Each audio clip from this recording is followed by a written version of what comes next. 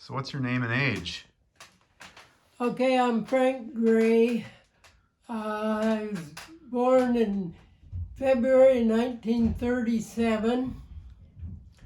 My folks lived about 2 miles from a logging camp, from Phoenix Logging Camp, in a little cabin that was off the grid, kind of in the middle of nowhere, on Price's Lake. And there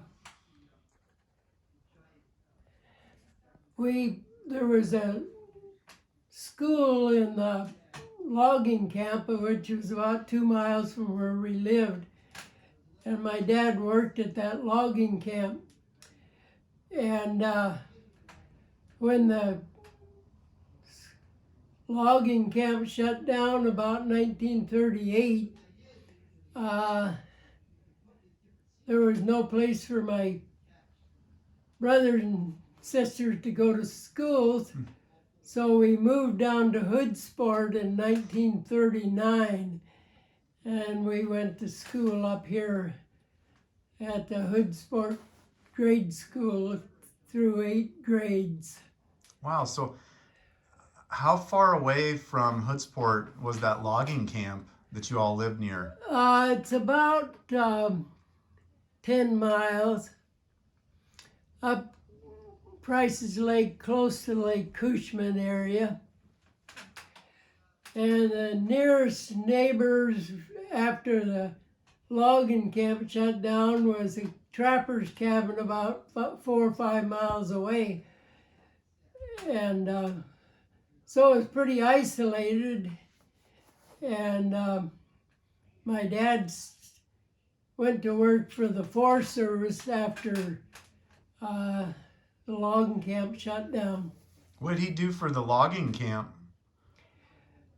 He was a bucker, and he did a lot of bucking. A lot of his bucking was for the steam donkey and the locomotive.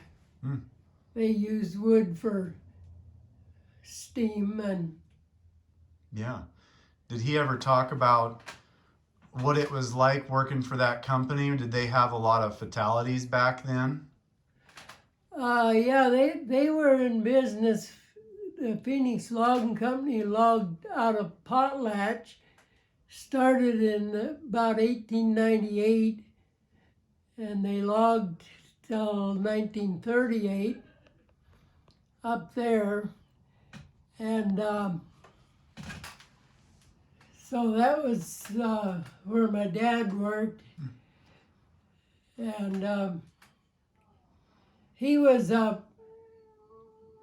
in a small guy like I am, but he was in really good shape. And when he worked, when the logging camp shut down, he hiked from where we lived in the cabin there by Price's Lake. He would hike up to the lookout, Dow Mountain Lookout, in the late 30s.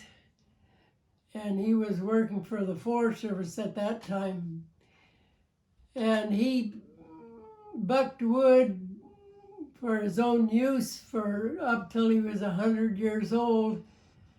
And then he fell and broke his hip, and then he didn't do any more bucking after that. But he lived to be 104. Wow. Now tell me about your working career, Frank. Where did you start out at? Well, I started out working for the Forest Service in the 50s, and then my first logging job was for Erling East Guard. I think it was up the Dosey Wallops area. And I was a whistle punk for a while and also set chokers. And Then after that, I went to work for Simpson Timber Company at Camp Govey, and worked there for 22 years, mostly road building, and I did some logging at the time too, up there working behind the cat, setting chokers, and also on the high lead logging. And then in the last few years, I was a powderman shooting rock for road building and blasting stumps for road building. And then at the end, I was on the truck driver for doing maintenance on the roads. So tell me about that company that you worked for up the Dosey Wallops. How did you get that job working as a whistle pump? Erling Eastgard went to our church, and one day he asked me if I wanted a job, and so I took him up on it and worked for him for a little while. Do you remember? I imagine they were rigging spar trees then, huh? Yeah, they rigged spar trees, and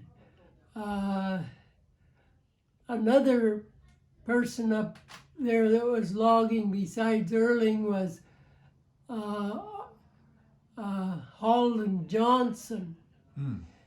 And I remember one day we got through the work day, and Erling had told us that we needed to go over and help Holden rig up spar trees. So we had, after work, we went over and worked 2-3 more hours and never did get paid for it. But Wow. How far away was Holden Johnson working from you guys? oh, it was only about 2 or 3 miles, same area, on the road. We passed his logging to get to ours. Okay. Do you remember much about the crew that you worked with? Well, there was an older gentleman called Arvid Johnson from the Skoke Valley, and he was the yarder operator.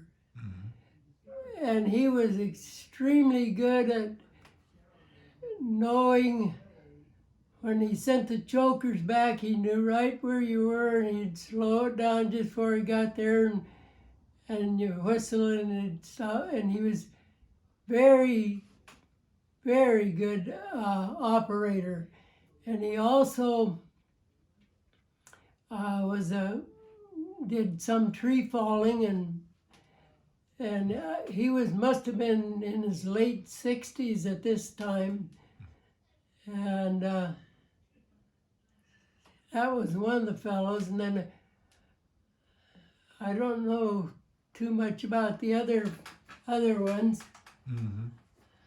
Now, could you tell me a little bit about when you worked for the Forest Service? What were you doing for them? Okay, I did a lot of what we called building trails around logged units so they could burn. Oh, yeah. And so we did, I forget what they called that, but anyway, we built by hand a road or a trail all the way around the fire or the unit before they burned it. And then after that, I got a job at the Interorum Guard Station on the Duckabush, and I stayed there for about 6 months, mainly summer. Yeah, and tell me about you were having a story with me about a fellow that you worked with that was kind of out of college that was working up at Mount Jupiter there.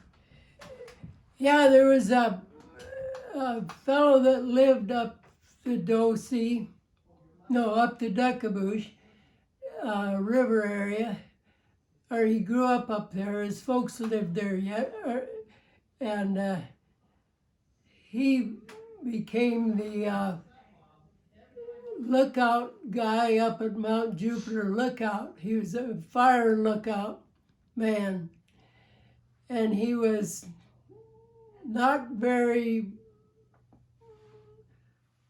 he was very smart, but not very practical. He'd never done much of anything except go to school.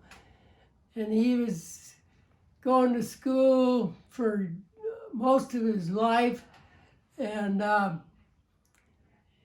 getting master's degree in Romance languages and stuff like that.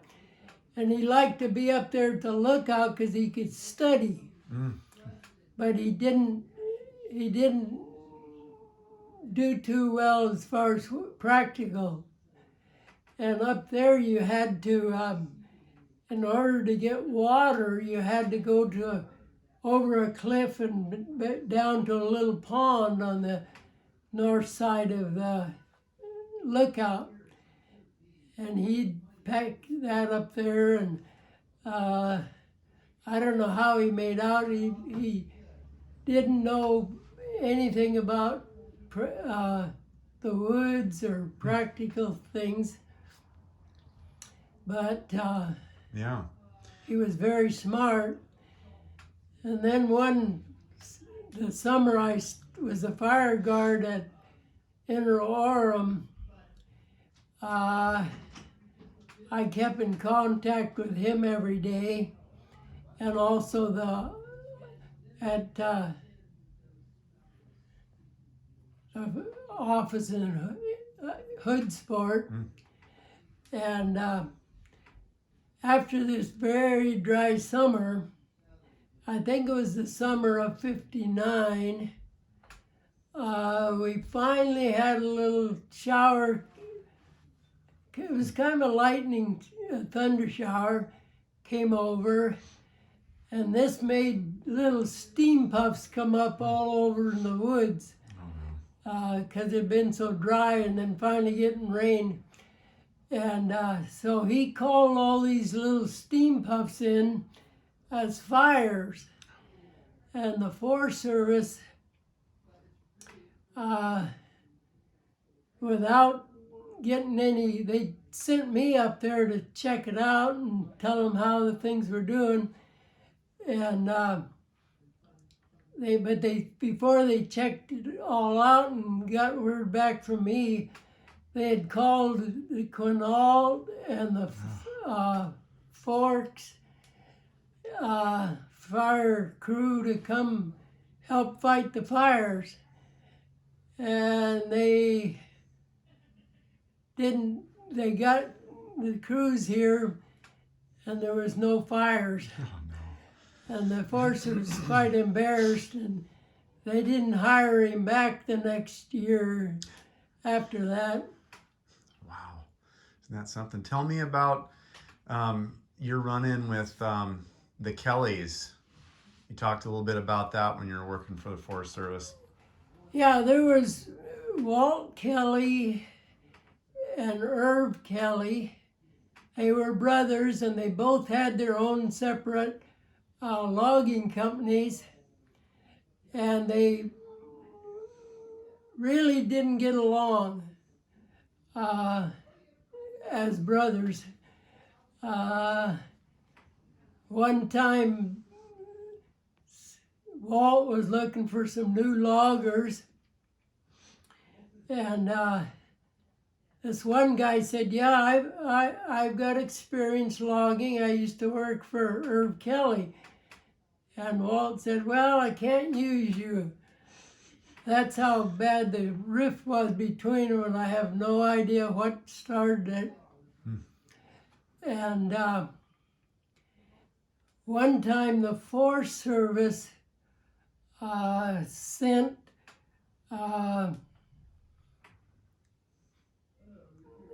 a man, I can't think his last name, he was Bob, and he took his job pretty serious. And he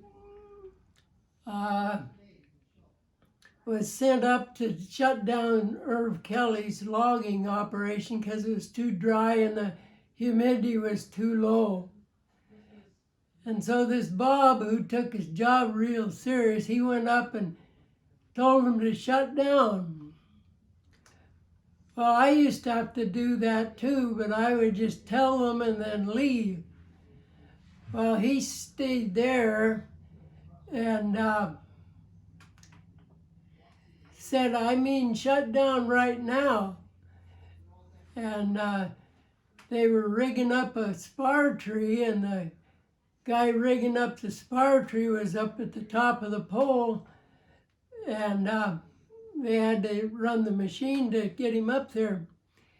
And so this Bob from the Forest Service went over and said, and shut the machine off, the yarding machine off. And they let the guy down from the spar tree, and he grabbed an axe and took off after this Bob, chased him, and he ran, got in his pickup and took off. And so he took his job a little too seriously. Yeah. Wow. So what year was that you quit working for Forest Service? I think that would be 1959, I think. Okay. And then is that when you jumped over and started working for Simpson then? Shortly after that,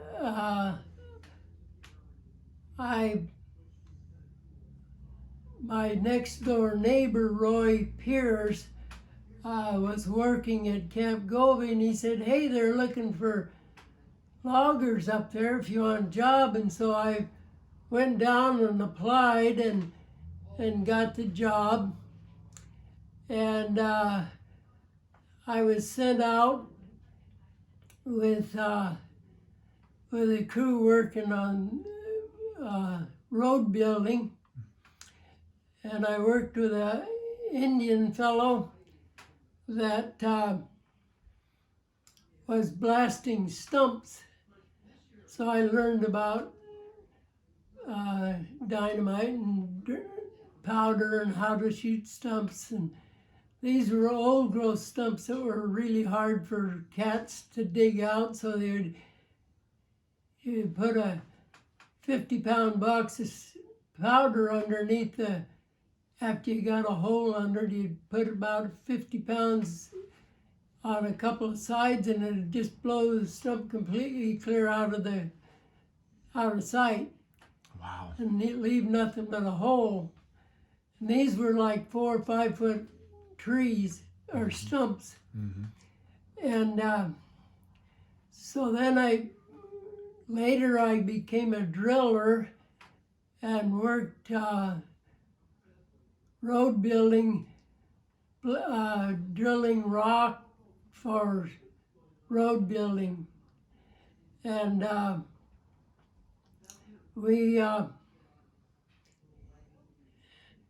learned where to put the holes. We'd drill up to 40 feet holes we'd put in, and then we'd load them with powder and shoot them off. And then at the last time, before Camp Govey shut down, I was working with this same Roy Pierce, my next door neighbor,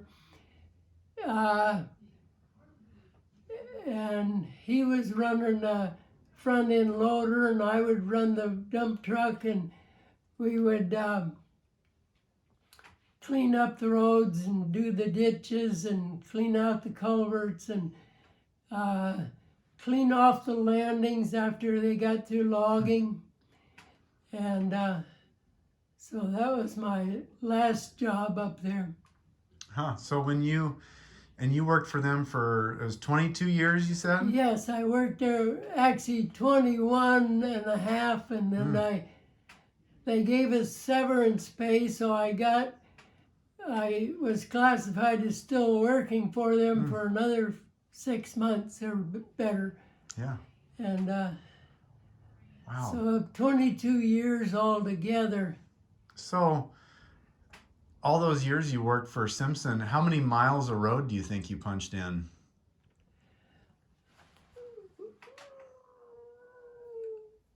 We built probably 200 or 300 miles of road, and I would drive all day, every day, the truck.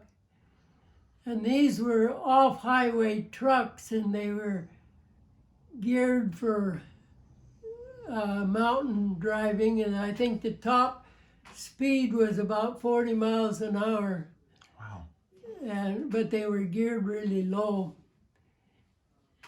So the road that you built, where would that be on a map? Is that up behind Matlock or? Yeah,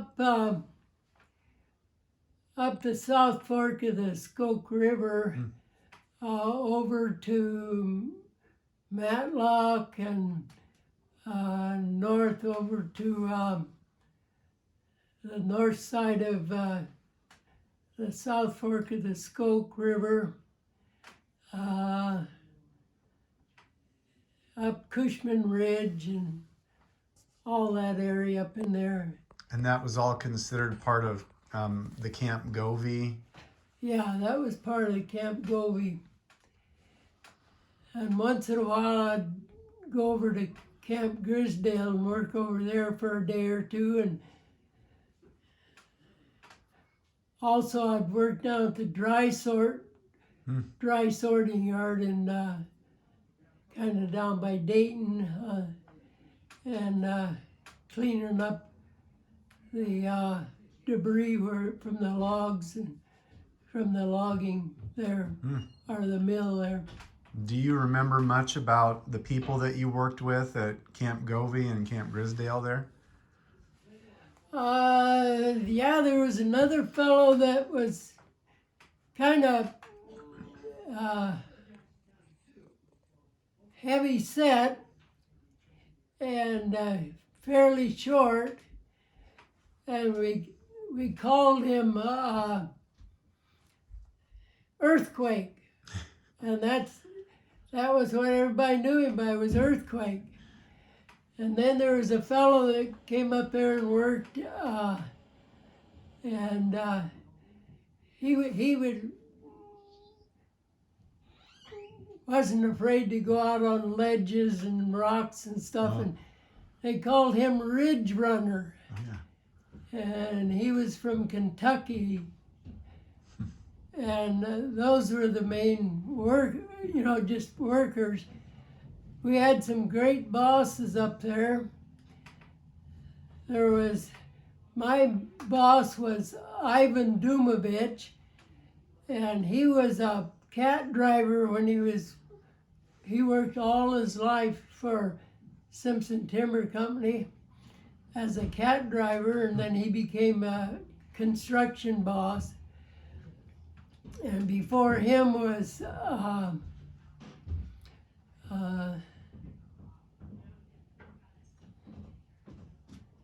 Ole,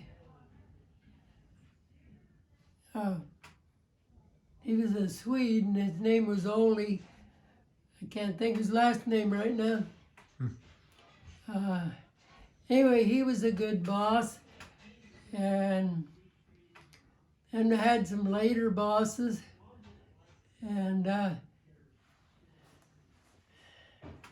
there was the main camp boss.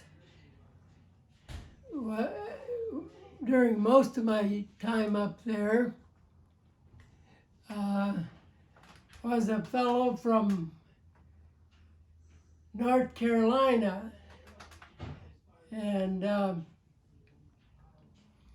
he was a very practical, down-to-earth guy that wanted you to work and wanted you to do anything. I know he sent me out one time to run the grader, and I'd never run the grader in my life. But he thought everybody should be able to do everything, and so, and one time he sent me up to with my dump truck, and he filled it up with light gravel because there was a lot of snow, and to gravel this road so the logging trucks could come down this pretty steep hill. And so I went up there, and there's a couple of guys on the top of my back of my truck shoveling sand off. I would drive up this steep hill, and my truck would be going forward. Pretty soon it'd be slipping backwards with the wheels still going forwards, and they'd throw a bunch of gravel under the wheels, and I'd go back up again. Wow. And I finally got that hill graveled, and one time he sent me up to plow snow with my truck, and I got up there, and there was about 3 or 4 feet of snow, and I couldn't plow with my truck anymore. And finally they sent the grader up, and they were able to get it open. And one time he sent the grader up to open up, I think it was up on Dust Peak area, and they sent him up there to grade, and he got up there, and there was 4 or 5 feet of snow, and he said, and so he come back into camp and said, I couldn't get it open, it's too much snow. And the boss said, I sent you up there to plow snow, and I expect you to stay there all day, whether you could do it or not.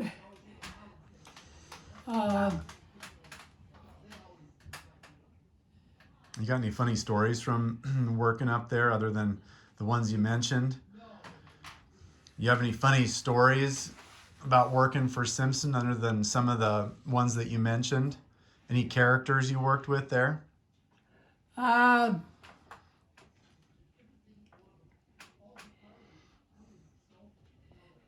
This one fellow, he was a young fellow that wanted to, he wanted to be a logger, but he really wasn't up to it. But one time he said, I want to go up and rig the spar tree.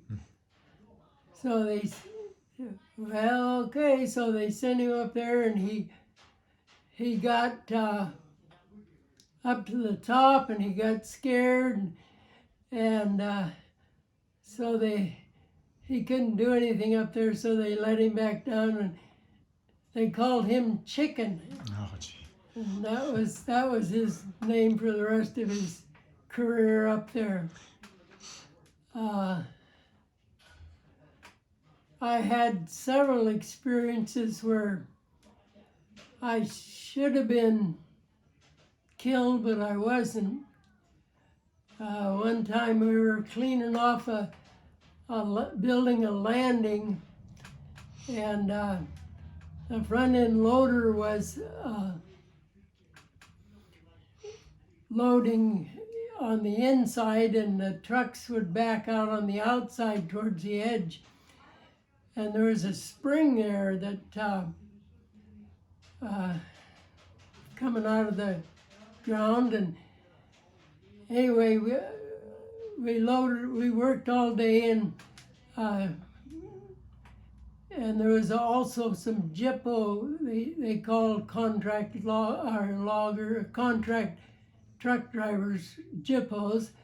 There was a jippo truck there, and he backed out, and the guy was loading it, and when he when he got ready to pull out, the road gave way and his truck went down over the bank and clear down at the bottom, and I was coming up for my last load, so I was sitting there in the landing, and I looked down, and he was about 50 feet up in the air, and his truck was still rolling.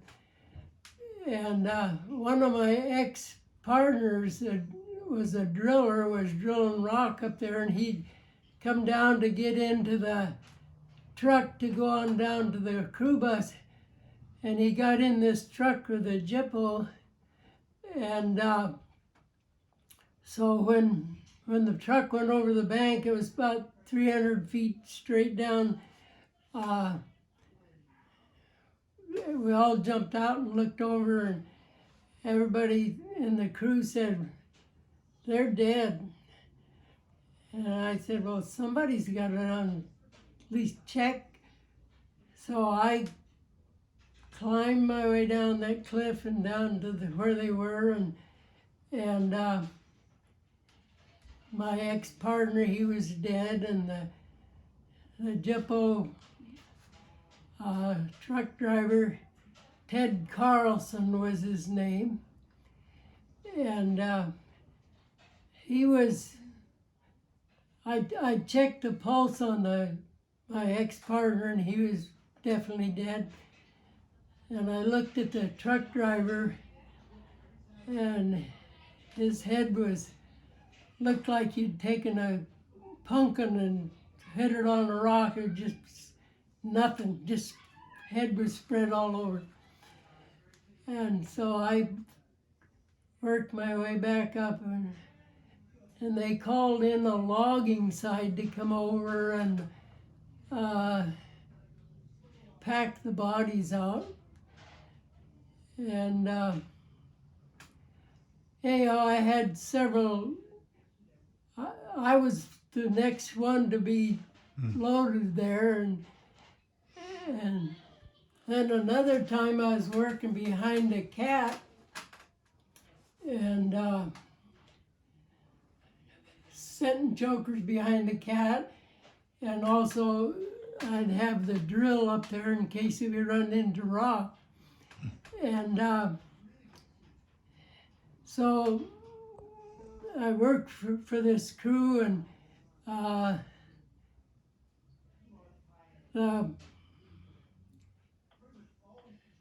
worked for this cat driver, just me and the cat driver, and he had something with his cat that needed some repair work, and so when he got into camp that night, they told him, or he told the night mechanics that he needed a little work on his cat, so they said okay. And the next morning we went up, and I was and we drove up and to where his cat was supposed to be, and there was no cat there. Well, the interesting part was the cat was in the shop there at camp. They'd gone up to the lowboy and got the cat and brought it in to work on it in the shop. But they didn't tell the cat driver that his cat was in the shop, and it's the only time I ever heard of that. They didn't know their cat was in the shop, and so we went up there and no cat. Well, the next day, the rest of that day, I went to work for another outfit, and working behind the cat. And that same day, instead of the crew that was that I was supposed to be working on was coming in, we were working hoot owl, which means we worked till about 1 o'clock, and then we'd come in. It was real hot. And so on the way in, the crew that I was supposed to be working on was had an accident, and the guy that was my ex-partner, another ex-partner of mine, he was killed when they ran off the road and run into a stump.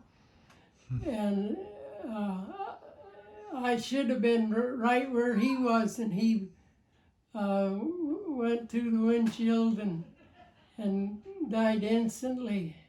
Wow. And then another crew I worked, they sent me one day up to drill rock and with this other crew, and we were drilling rock, and it was kind of soft, not too hard to rock, and it didn't make good holes, and it would plug up. The holes would get plugged up sometimes, and you couldn't load them. And so I worked with that crew one day, and the next day they sent me another place, and while they were, the crew I'd worked on the day before, while they were working, there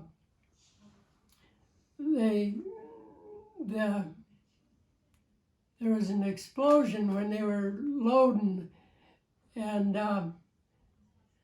the guy that was drilling rock where I'd drilled the day before, he was killed, and a couple others were injured in that blast. So I had several experiences that I should have been dead and wasn't. Wow. Then another time we were building road, and I was running a dump truck, and we were dumping down to the landing down the ways, and I drove down and made several trips down, and I'd back out on the edge and dump it over the bank there. And one time I took a trip down there and dumped over the bank, and I had to put the interlock in and to get back, because it seemed to have sunk a little bit. So I went back up and got another load and come back, and about 10 feet of where I'd been driving, 10 foot out, the whole thing had caved off and went down several hundred feet.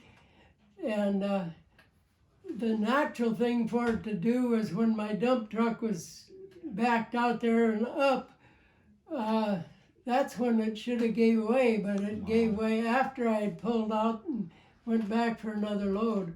That's incredible. And that would have been sure death, because it was straight down for 300 feet, 300 or 400 feet. Wow. So I had several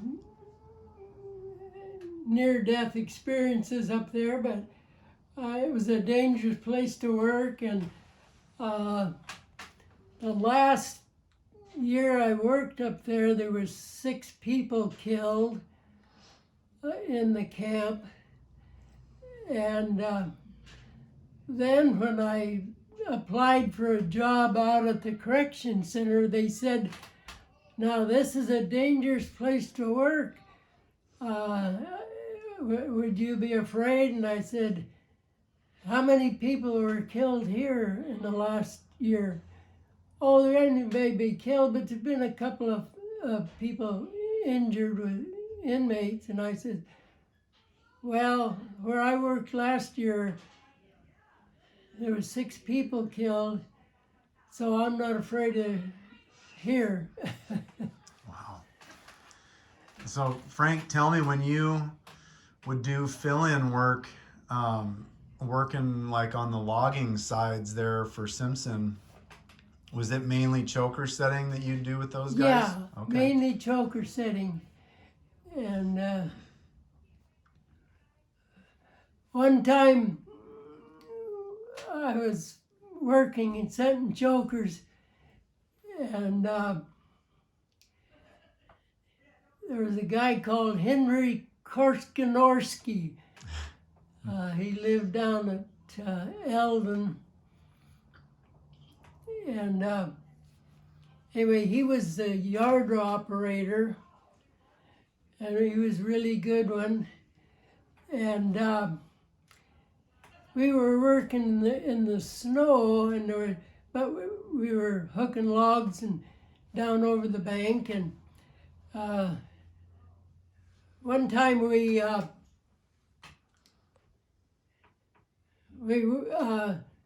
were going, when we'd set chokers, we'd go get out of the way when they started yarding them in.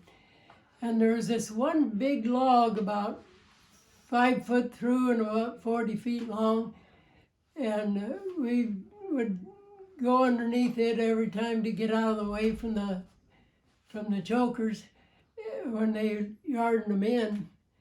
And one of the fellows commented, "I wonder what's holding that log up there."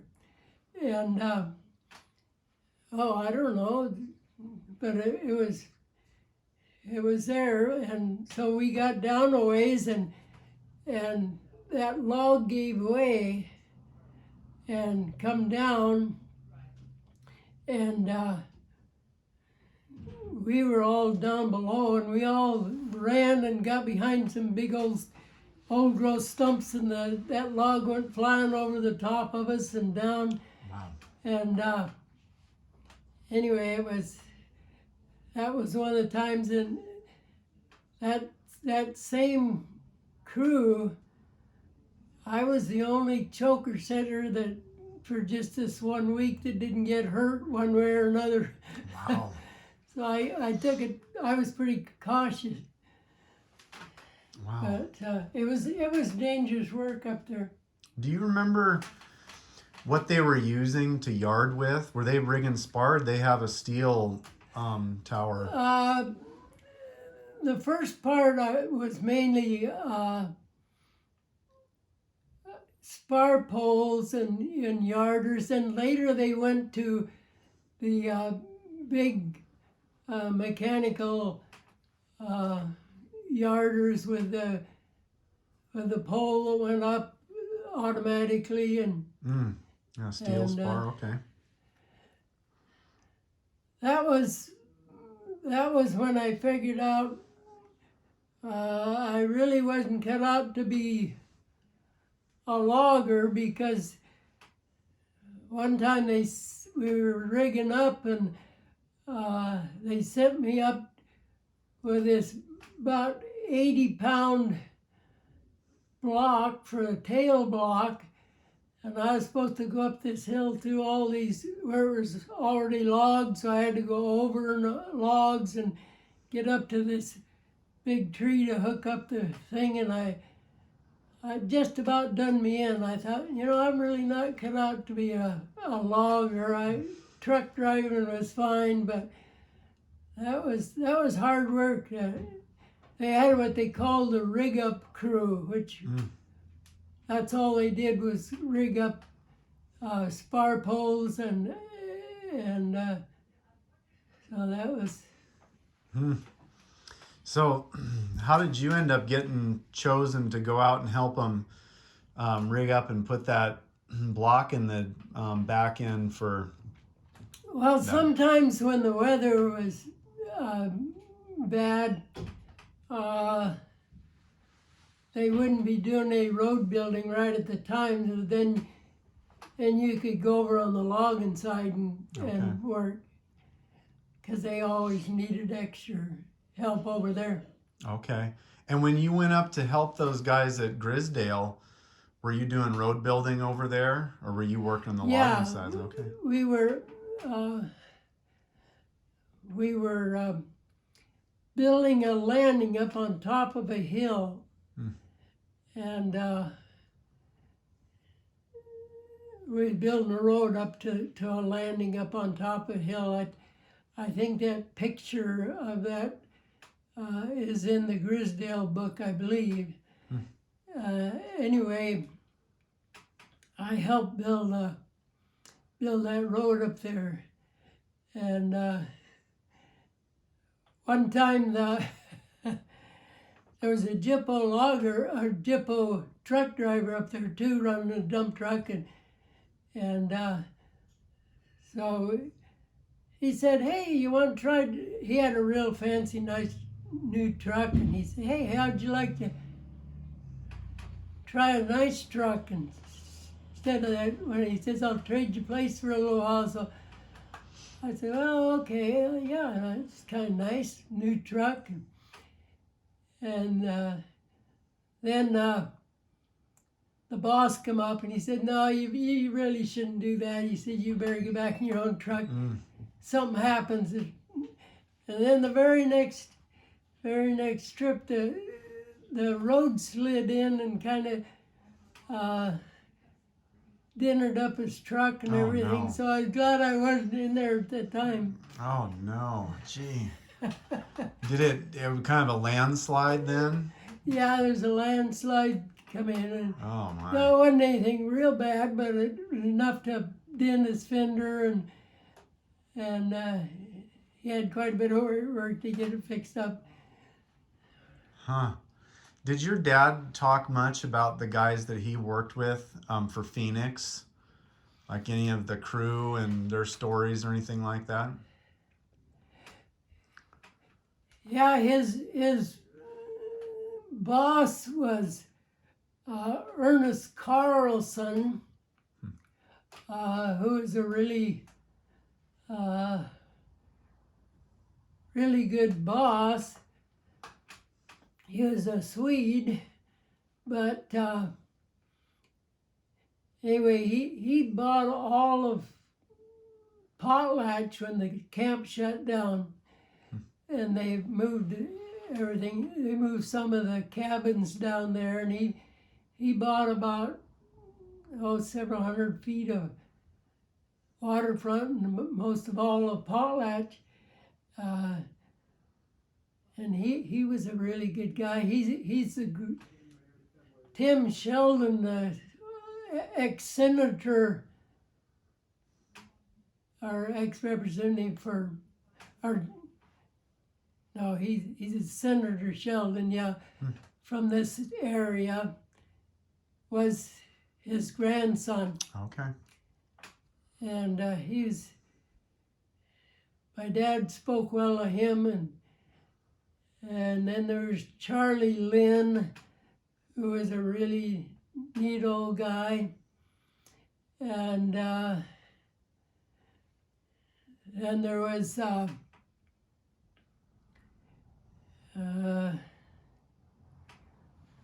can't. Yeah, there were some neat fellows worked up there.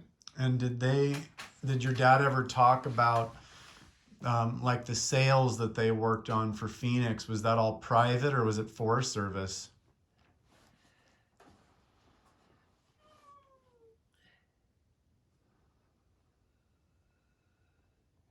Run that to one more time. The timber sales that Phoenix worked back up there when you were young, were they all Forest Service timber sales or? No, most of it Phoenix Logging Company owned. Oh, really? Then when they shut down, they turned most of it over to Simpson Timber Company. There was some Shirt Day relatives was the head of Simpson Timber Company and Phoenix Logging Company. Wow. Anyhow, Simpson inherited all the land up around Lake Cushman, and then later the state traded Simpson Timber Company for some other land closer to them. So now it's state land up there.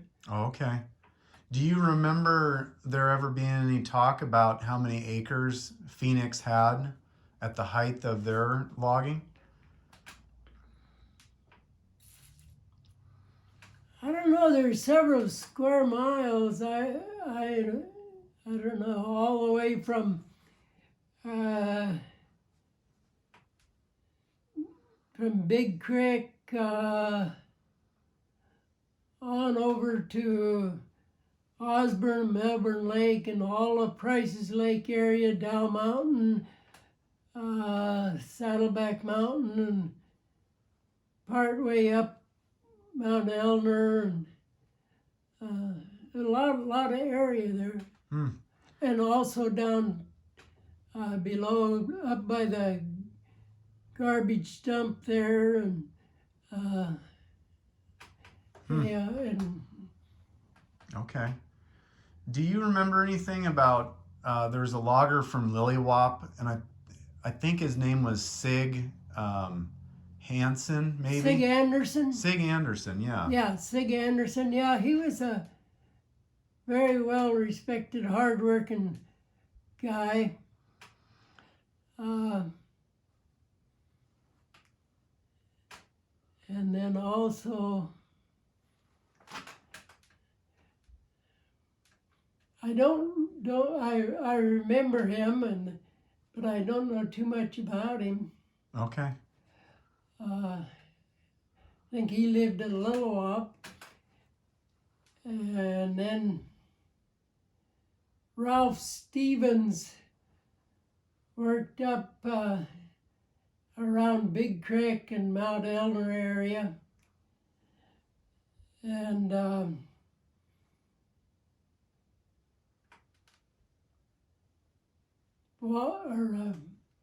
Irv Kelly worked up the Hamma a lot, and then there's also the Hamma Logging Company, which